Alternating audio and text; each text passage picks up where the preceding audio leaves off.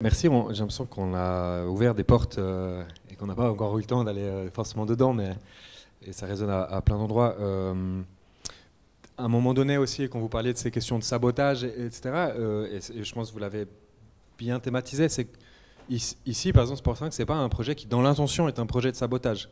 Et c'est là aussi où je trouve que ça rejoint ce que vous dites sur les questions d'héritage et de soins. C'est un projet de préservation, essentiellement à la base. C'est qu'il y a toujours eu des associations, c'est une ancienne friche industrielle, et puis ça fait écho aussi, je pense, au passé social et industriel à Yverdon. Donc c'est plutôt un projet de préservation et de cohérence, en fait, du contexte, pour pas dénaturer totalement avec un autre projet. Et c'est là aussi où je trouve que c'était, enfin c'est peut-être juste un commentaire, je trouvais que ça résonnait bien au sens où, ouais, il n'y a pas l'intention volontaire de saboter. S'il y a un sabotage ou une effraction, avec tout ce que ça a de positif, parce qu'on va pouvoir expérimenter d'autres choses, c'est un petit peu par défaut, quoi. Parce qu'on a l'occasion de continuer à être ou à proposer d'autres façons de faire. Et peut-être pour poser une question qui a déjà été ouverte, c'est sur la question du temps. Donc il y a la question du soin pour préserver la complexité, qui prend du temps forcément. Et moi, c'est une question qui me touche, je pense. Est-ce que ça demande forcément plus de temps? Est-ce qu'on peut faire du soin rapidement? Ou est-ce qu'on doit de toute façon souffrir que tout ça prendra plus de temps? Et là, je parle aussi à une échelle très concrète. Si on le voit, il y a celle des législatures, il y a celle des projets, mais on se rend compte que, a priori, si quelque chose se fait, ça va prendre plus de temps. Et comment on fait pour le défendre aussi? Voilà. Je ne sais pas si ça résonne un petit peu, si c'est intéressant, mais...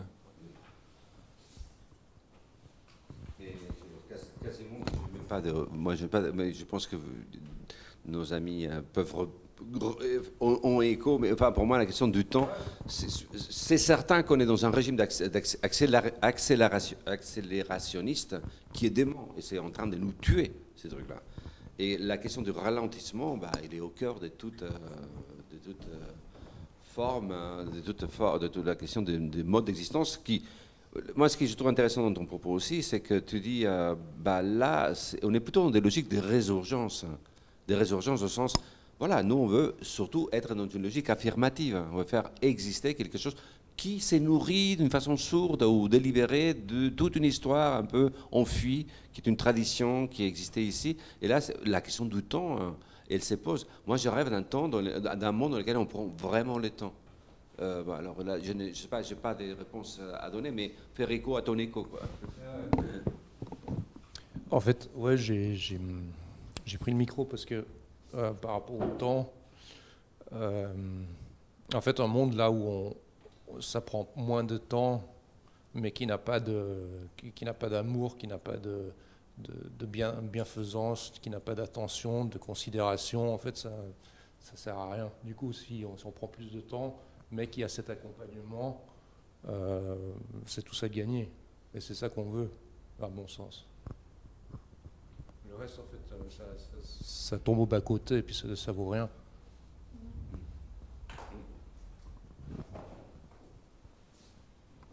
Donc du temps et de l'amour.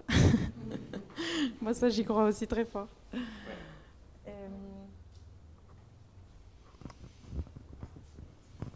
Moi, j'ai juste une question sur un point de précision sur l'enjeu de sortir des logiques de représentation que j'ai compris était relié à l'enjeu de parvenir à s'émanciper en tant que projet ou initiative tel qu'on voit ici, pour avoir, si je comprends bien, plus de marge de manœuvre pour parvenir à ces fins.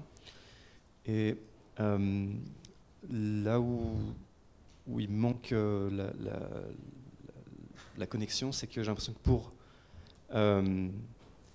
parvenir à ces fins et obtenir du soutien, et que ce ne soit pas juste un projet hors sol ou mené par une minorité, il va falloir trouver du soutien de la population. Et on trouve ce soutien si on propose quelque chose qui sert cette population.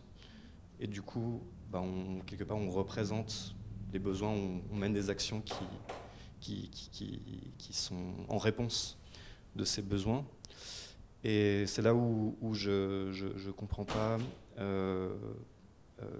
cette injonction à sortir de la représentation, si en fait, pour avoir un projet qui est périn, il faut que la collectivité y trouve trouve son compte.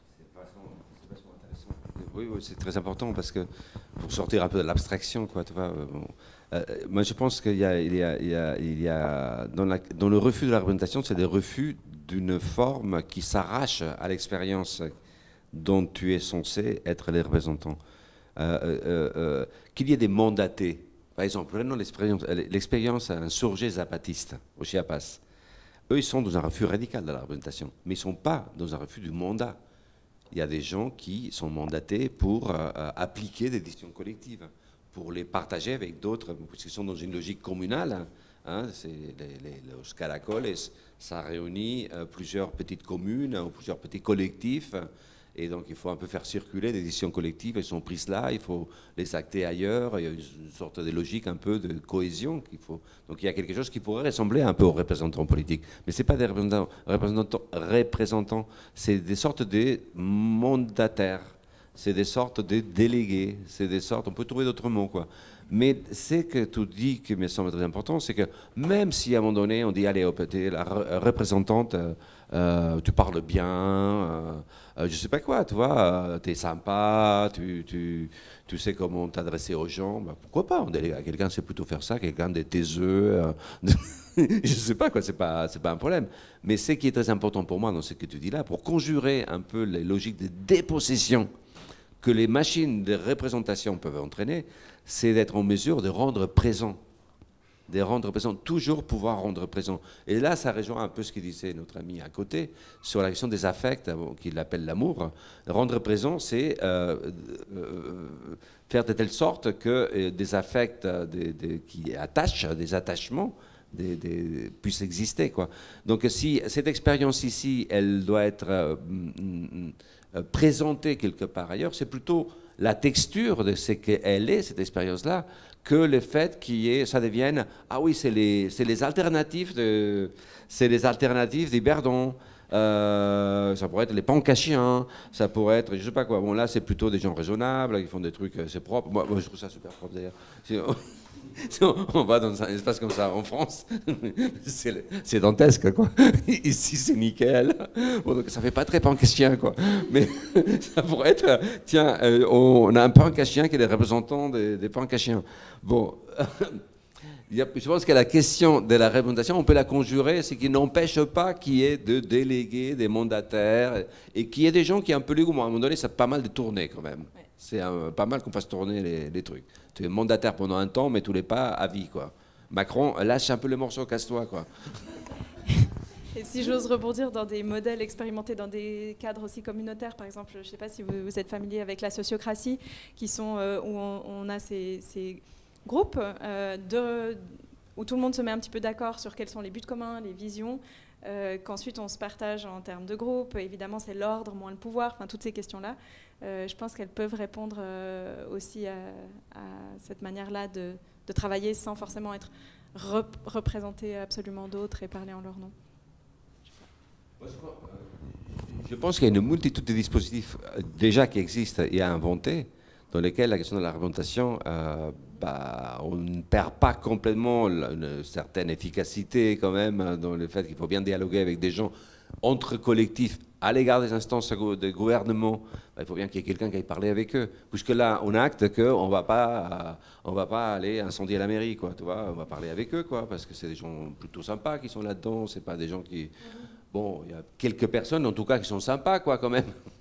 On n'est pas... Et puis qui s'engagent, qui donnent beaucoup de leur temps, de leur énergie, qui s'engagent, qui donnent beaucoup de leur temps, de leur énergie. En fait, nous, on a ce lien très proche aussi avec les systèmes politiques institutionnels qu'on a à Je pense Yverdon. qu'il y a même un service, des gens que vous avez, on appelle la municipalité, c'est un peu des enquêteurs qui font un boulot avec qui vous avez des rapports très sympas, non? Comment ça s'appelle des gens qui... Hein? Les comités de pilotage. Oui, comités de pilotage, oui. Avec qui fait, vous avez des liens quasiment d'amitié, quoi, non? Un peu les copiles ou une autre instance un peu d'enquête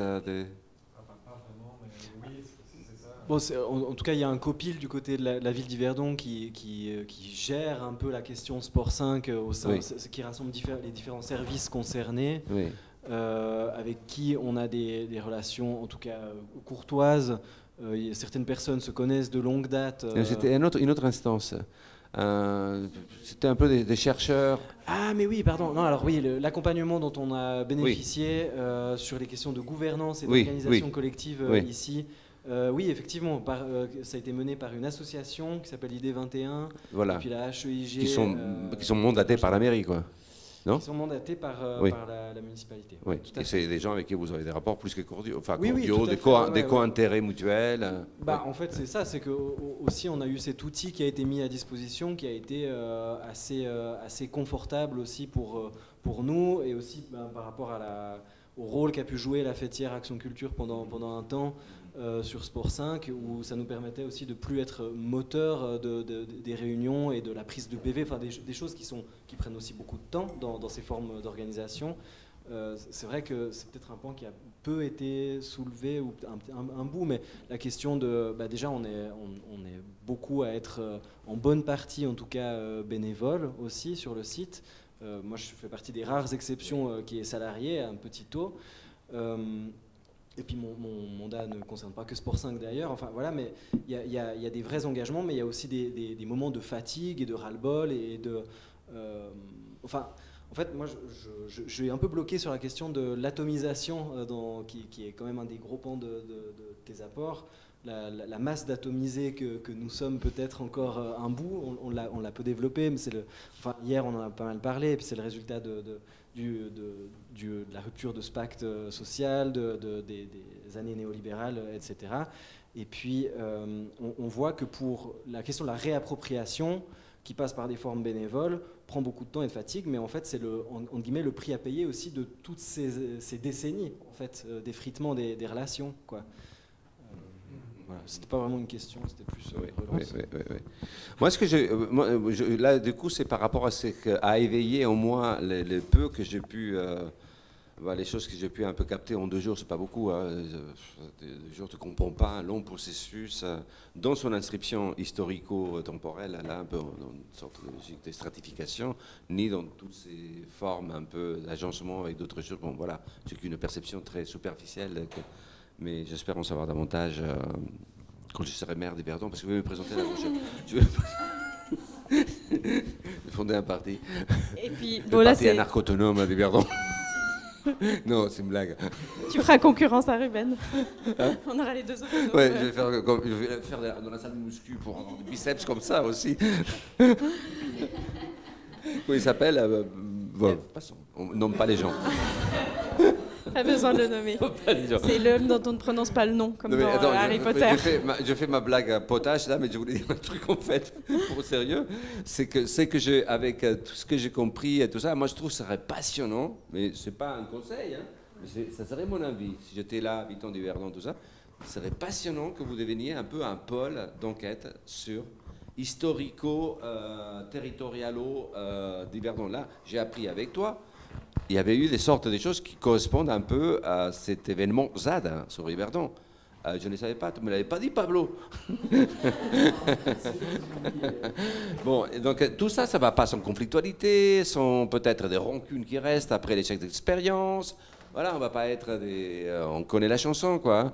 Et quand notre ami parlait d'amour, moi, ça me touche beaucoup, parce que bon, c'est un mot qui fait un peu... ça fait un peu rigoler. Ben non, je pense qu'il ne faut pas rigoler avec ces mots-là, quoi. Non, mais c'est la base de tout. C'est la base de tout, quoi.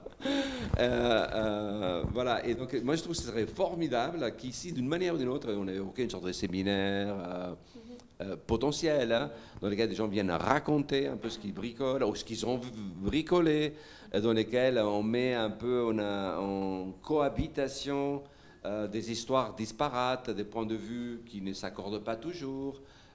Après, des gens qui viennent d'ailleurs aussi, d'un grand ailleurs, hein, pas forcément que des gens d'ici d'Yverdon, quoi. Donc, bon, ça serait passionnant et vous deviendrez un centre de recherche. Mais d'ailleurs, notre première demande de fonds à l'époque, quand on a fait à la Fondation Lennart, toute la partie un petit peu recherche, enquête, documentation de ce qui s'y passe, c'était un pôle qu'on avait voulu développer dès le début parce qu'on s'est dit sinon, c'est terrible parce que ces entreprises, elles sont comme invisibles. On sort de là. Nous, tout ce qu'on s'est dit, tout ce qu'on réfléchit, ça a pas de... C'est pas comme si, justement, on fait un moment où on accueille et on distribue la nourriture. Ça, c'est très visible. Mais tout ce qui se passe, ces nouveaux rapports, ces liens qu'il y a entre les personnes, c'est terrible, cette invisibilité. et puis d'aller rechercher via l'enquête comment partager ces expériences, comment les visibiliser, ça je trouve que c'est ultra important aussi, même pour soi, pour ne pas se perdre complètement dans l'entreprise elle-même. Enfin l'entreprise, c'est un drôle de mot, mais vous voyez ce que je veux dire.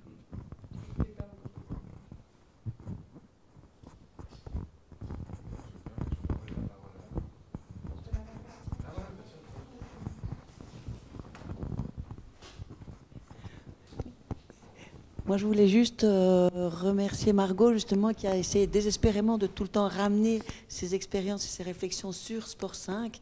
Je n'ai pas beaucoup entendu de petits trucs ou de conseils, ou je pense que ce n'était pas le lieu non plus. Mais en tout cas, moi, ça m'a quand même manqué. Disons. Comment est-ce qu'on peut... que Sport 5 s'approprie ces réflexions un peu stratosphériques.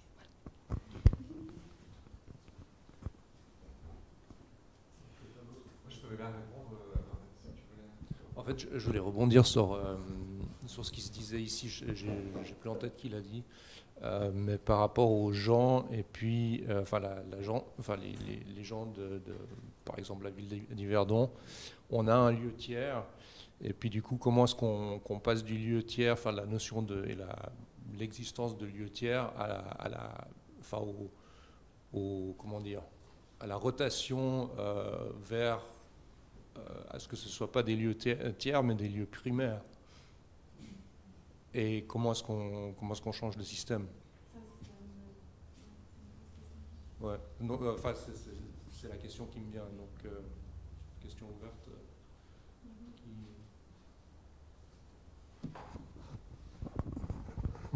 Moi, je suis mal placé pour en parler parce que je ne connais pas la texture de tout un tas de choses qui existent à Yverdon.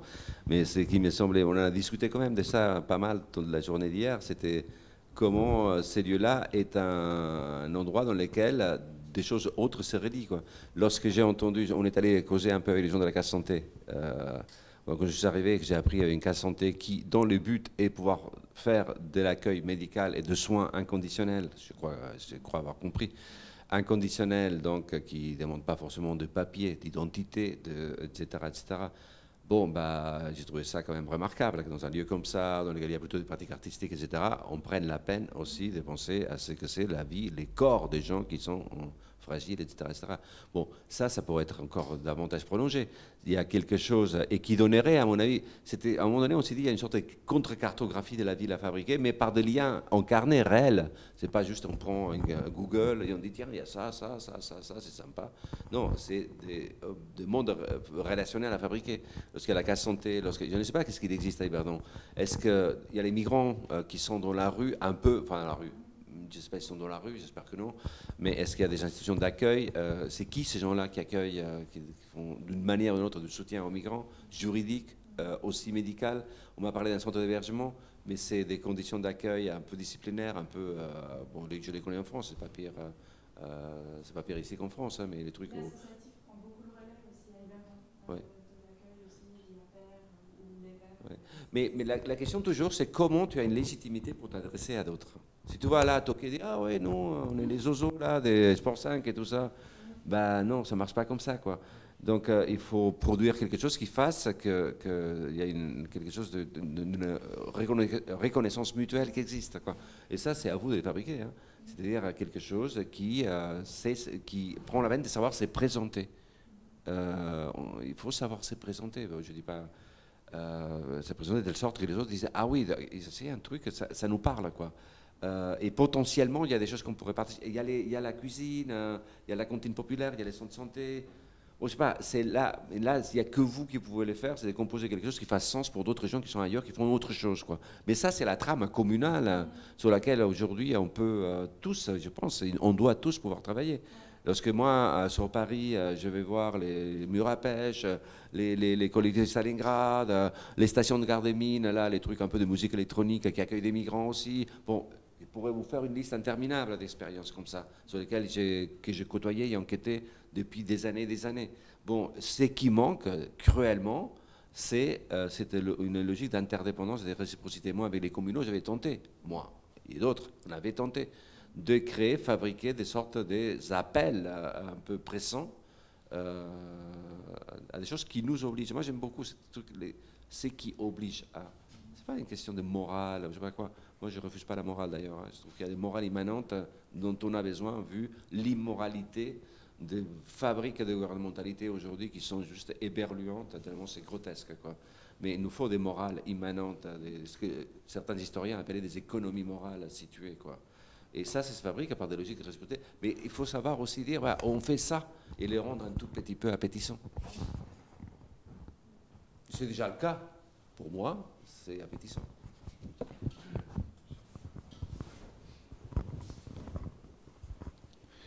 Oui, merci. Je rebondis justement là-dessus, parce que un peu au début du discours, il y avait un peu ce débat sur l'institutionnel, le non-institutionnel, l'anarchisme, l'organisé, si je résume un peu à ce niveau.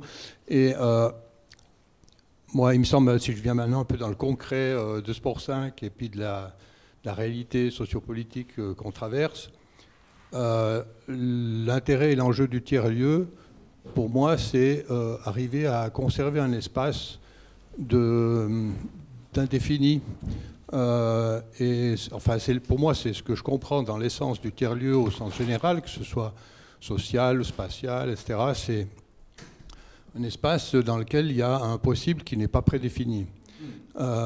Mais la contradiction et la difficulté, pour garder cette pérennité, parce que c'est l'enjeu, je pense, c'est qu'en fait, on doit lui donner en même temps une définition, un espace de liberté et aussi des garanties. Donc on retombe dans l'institutionnel. Donc c'est tout le paradoxe et la difficulté de l'exercice. Et puis je pense que c'est un combat qui est permanent, par essence. Donc aujourd'hui, moi j'accueille, enfin je vois ça d'assez loin, hein, parce que je m'intéresse à cette dynamique, mais j'y suis pas dedans. Mais j'accueille avec plaisir et satisfaction, enthousiasme, le fait qu'il y ait cette collaboration qui a été évoquée entre le pouvoir, l'institution, ce qui est organisé et puis ce qui se fait ici. Il y a une échéance électorale prochaine où justement il y a un grand risque, une incertitude, non seulement sur le loyer, mais qui seront les interlocuteurs demain.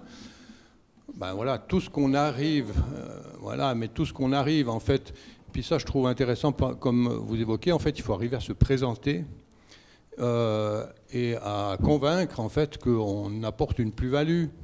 Voilà, et en fait c'est un peu là-dessus, je pense qu'il faut arriver à travailler, construire et donner envie en fait à l'extérieur.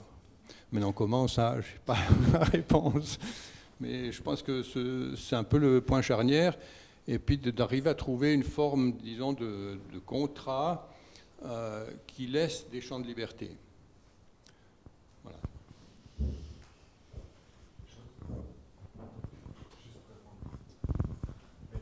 Je me permets parce que ça répond un peu aussi à ton intervention, Pascal, qui était une intervention plutôt pratique, un commentaire.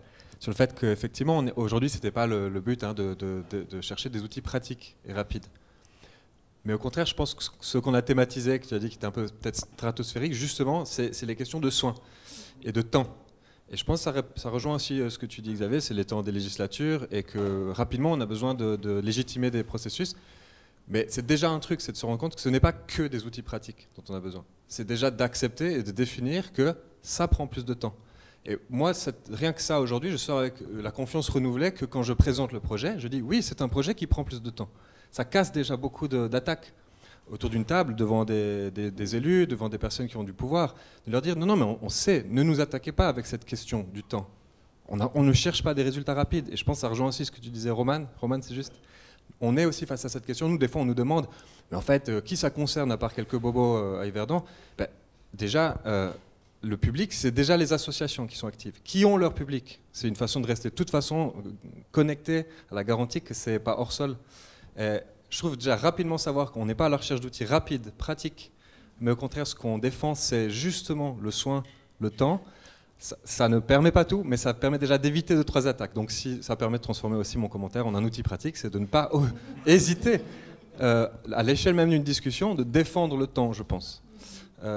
Pour l'avoir expérimenté à des discussions voilà, avec la municipalité à ce sujet-là, de commencer la discussion en disant on sait que ça va prendre plus de temps, bah, on gagne quelques dizaines de minutes sur des objets plus intéressants dans la discussion.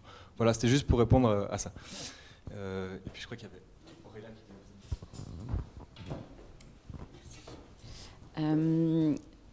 J'en reviens, c'est un partage, je ne sais pas exactement si c'est une question, mais oui, peut-être une demande de conseil sur quelque chose qu'on n'a pas thématisé.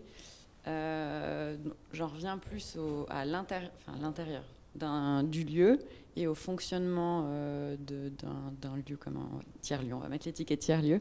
Un des défis que je vois, il y en a beaucoup, et puis je ne parle pas forcément de Sport 5, mais d'autres lieux dans lesquels je suis investie. C'est que souvent, en partie, le démarrage, c'est que c'est un lieu de refuge pour des gens qui ne trouvent pas leur place dans le reste de la proposition. Et puis c'est ça qui crée le déclencheur d'espaces comme ça.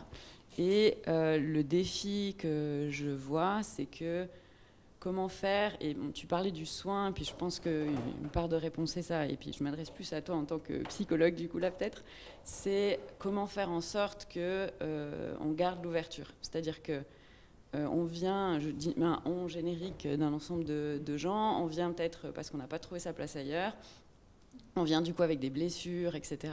Et comment faire en sorte qu'on ne se réenferme pas dans un lieu où on trouve sa place, mais qu'on garde cette ouverture pour voilà, d'être sans étiquette et puis de continuer à accueillir, même pouvoir accueillir les gens, institutions qui à la base nous ont fait fuir. Et c'est un défi que je vois pour la pérennité des lieux, déjà pour que ça soit juste, et puis aussi pour après à l'extérieur que ça puisse être pérenne. Voilà. Des espaces de soins, des lieux précis. Alors non, je suis pas psy, mais non, je disais que je te parlais peut-être toi avec ta casquette de psy. Non, je suis pas psychologue. Voilà, c'était, je sais pas, une réflexion, conseil. Pardon. C'était pour toi là. Oui, d'accord. Ou d'autres, je sais pas. Oui, d'autres personnes doivent pouvoir répondre aussi des choses comme ça. Non, mais bon, mais moi là, je suis désolé, je peux pas, comment dire.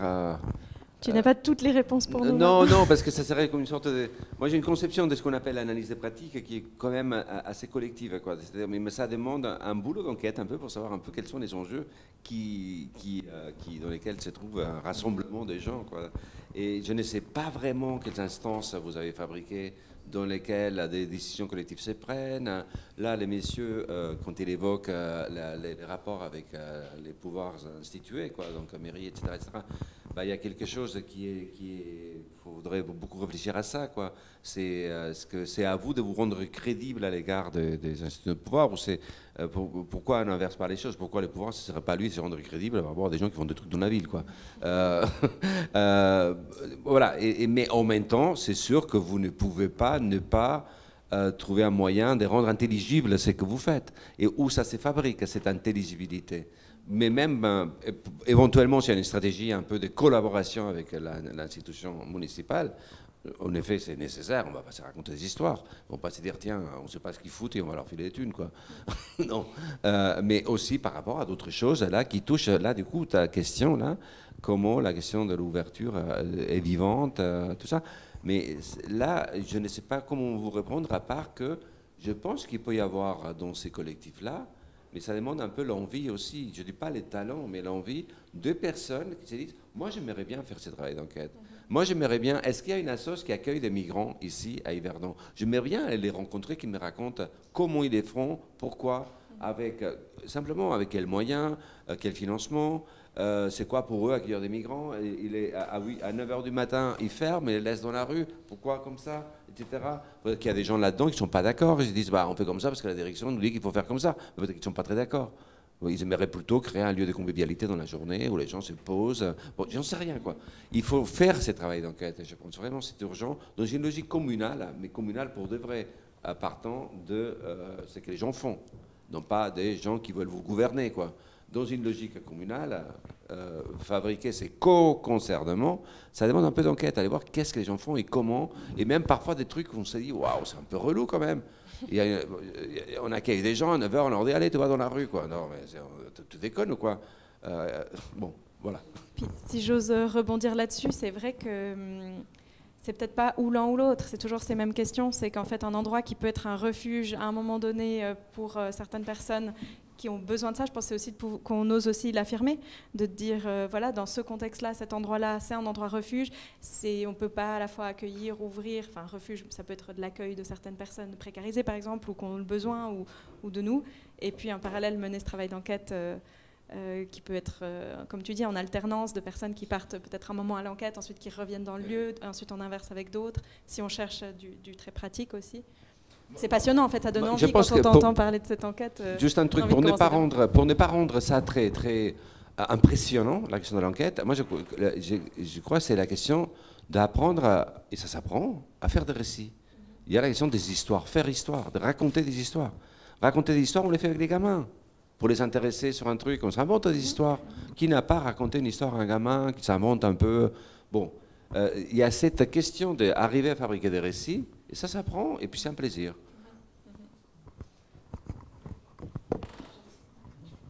Je suis donc à Porteus, qui est un lieu similaire à Genève.